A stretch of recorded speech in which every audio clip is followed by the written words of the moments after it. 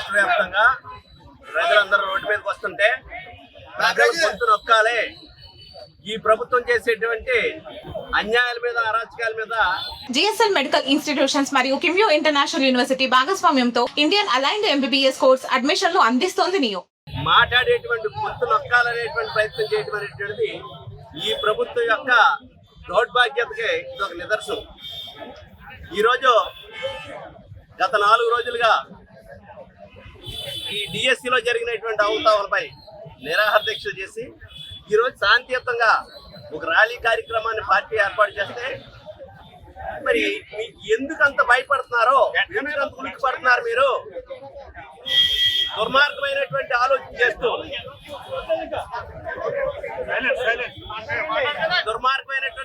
చేస్తూ ఈ ప్రభుత్వం ఏమి రాజ్యాంగం నడుపుతున్నారు మీరు? మీ అంబేద్కర్ దేశం అంతా కోరుకునేది, ప్రపంచం అంతా కొనియాడేది అంబేద్కర్ రాజ్యాంగం కావాలని అడుగుతున్నారు. ప్రపంచం అంతా కొనియాడుతున్నారు అంబేద్కర్ రాజ్యాంగాన్ని. కానీ మన ఆంధ్రప్రదేశ్ లో మాత్రం రెడ్ బుక్ రాజ్యాంగమే నడుస్తుంది తప్పితే అంబేద్కర్ రాజ్యాంగాన్ని ఎక్కడ పట్టించుకోవట్లేదు. ఎక్కడ చూసినా అన్యాయాలు, అరాచకాలు, దుర్మార్గం, మహిళలపై హత్యాకాండలు, మహిళలపై మానభంగాలు, ఇటువంటి కార్యక్రమాలు చేస్తున్నటువంటి దీనికి మీకు సిగ్గు అనిపించట్లేదు అంటున్నాం. మీరు మాట్లాడితే పెద్ద కౌరులు చెప్తూ మరి కూటమి ప్రభుత్వం చెప్తారు. కూటమి ప్రభుత్వం ఎక్కడ వరకునేనా ఈ దేశంలో ఉన్నటువంటి అనేక రాష్ట్రాల్లో జరుగుతున్నది ఏం జరుగుతుంది, మన రాష్ట్రంలో ఏం జరుగుతుంది? ప్రతిపక్షాలు గొంతు నొక్కేటువంటి కార్యక్రమం, మీ అన్యాయాల్ని, మీ అరాచకాల్ని ఎత్తి చూపెడితే వాళ్ళ మీద కేసులు. శాంతియుతంగా మేము ఇవాళ ర్యాలీ చేస్తుంటే అవసరాలు చేస్తున్నారు. ఇంట్లో ఎవరిని రానివ్వటం లేదు. ప్రజలు కోరుకుంటే, ప్రజలు అనుకుంటే ఈ ప్రభుత్వాలు నిలబడవు. ఎందుకంటే మీ దుర్మార్గమైనటువంటి పరిపాలనకే ప్రజల పక్షాన్ని పోరాడుతున్నటువంటి మా నాయకుడు జగన్మోహన్ రెడ్డికి ఎంత ఆదరణ ఉందని చెప్పడానికి, ప్రజల్లో ఏ విధమైనటువంటి ఆదరణ ఉందని చెప్పడానికి ఒక పిలుపుకి స్పందించేటువంటి ప్రజలు చూస్తే తెలుస్తుంది. ఎక్కడ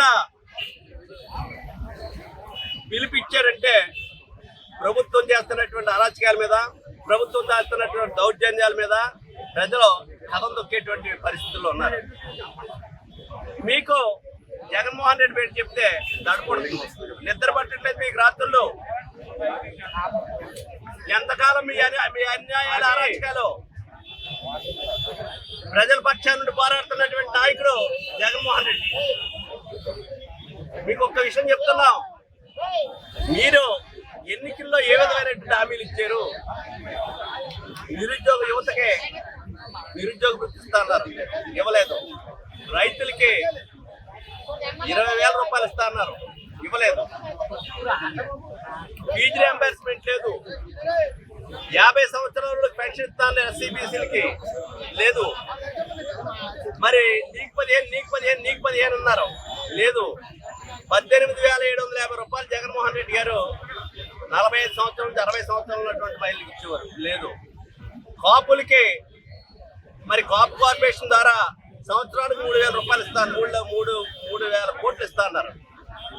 ఈ రోజుకి 3 బడ్జెట్లు పెట్టారు మీరు. ఈ 3 బడ్జెట్లోని 9,000 కోట్ల రూపాయలు ఇవ్వాలి.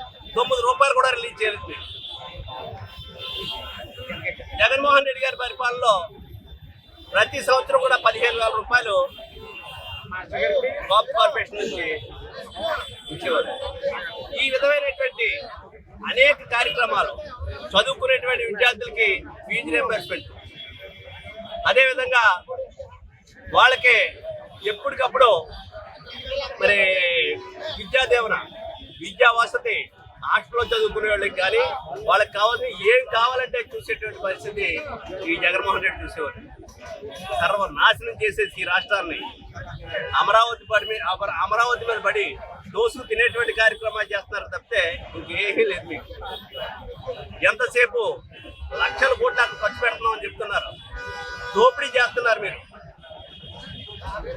మీకు ప్రజలు బుద్ధి చెప్పేటువంటి రోజు దగ్గరలో ఉందా అనేటువంటి తెలియవచ్చు.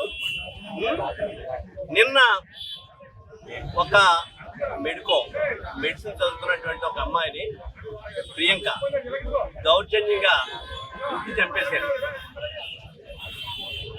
గుద్ది ఒకసారి కాదు, వీడియోలు చూసాం మనం 2-3 సార్లు వెనక్కి ముందుకి కారు ఏదైతే కందుకూరులో చంపేసినటువంటి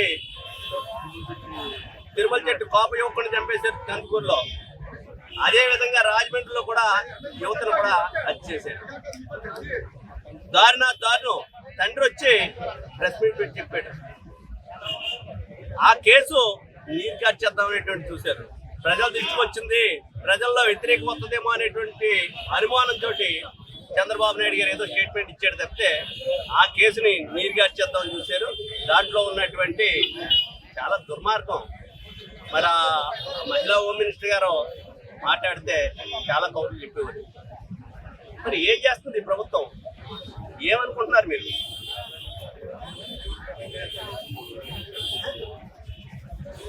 ఈ రకమైనటువంటి దౌర్జన్యాల్ని ప్రజలందరూ గమనిస్తున్నారు. రాబోయే రోజుల్లో మీకు తగిన విధంగా గుణపాఠం చెప్పడానికి ప్రజలు ఎదురు చూస్తున్నారు అనేటువంటి మనం చేస్తూ ఖచ్చితంగా మాటికి ఎలా ప్రభుత్వాలు పట్టించుకోవట్లేదు కాబట్టి అంబేద్కర్ గారికి ఒక రిప్రజెంటేషన్ ఇచ్చాం. అంబేద్కర్ గారికి ఇచ్చినటువంటి రిప్రజెంటేషన్లో ఈ రాష్ట్రంలో కావాల్సింది ప్రపంచం అంతా కొనియాడుతున్నటువంటి అంబేద్కర్ రాజ్యాంగాన్ని అమలు జరపాలి చెప్తే రెడ్ బుక్ రాజ్యాంగం వద్దు అనేటువంటిది దాంట్లో రాశాం. అది కాకుండా ఏదైతే డిఎస్సి యువతను మోసం చేశాడో లోకేష్ గారు, ఆ డిఎస్సిని క్యాన్సిల్ చేసి మరలా వాళ్ళందరికీ కష్టపడి చదువుకున్నటువంటి వాళ్ళకి ఉద్యోగాలు వస్తాయని సంవత్సరాల తరబడి ఎదురు చూసినటువంటి నిరుద్యోగులకి న్యాయం చేసేటువంటి విధంగా ఆ డిఎస్సిని క్యాన్సిల్ చేసి సిబిఐ ఎంక్వైరీ జరిపించాలి. లేదనుకుంటే సిట్టింగ్ జడ్జి దాటి ఎంక్వైరీ చేయించినప్పుడు మాత్రమే న్యాయం జరుగుతుంది అనేటువంటి మరి వైఎస్ఆర్ పార్టీ తరఫు నుంచి మేము డిమాండ్ చేస్తూ ఖచ్చితంగా నారా లోకేష్ గారు ఏదైతే ధర్మేంద్ర ప్రధాన్ తీసుకున్నటువంటి నిర్ణయం ఏదైతే ఉందో ఆ విధంగా ఈ రాష్ట్రంలో లోకేష్ గారు రాజీనామా చేయాలనేటువంటి కూడా మేము డిమాండ్ చేస్తాం.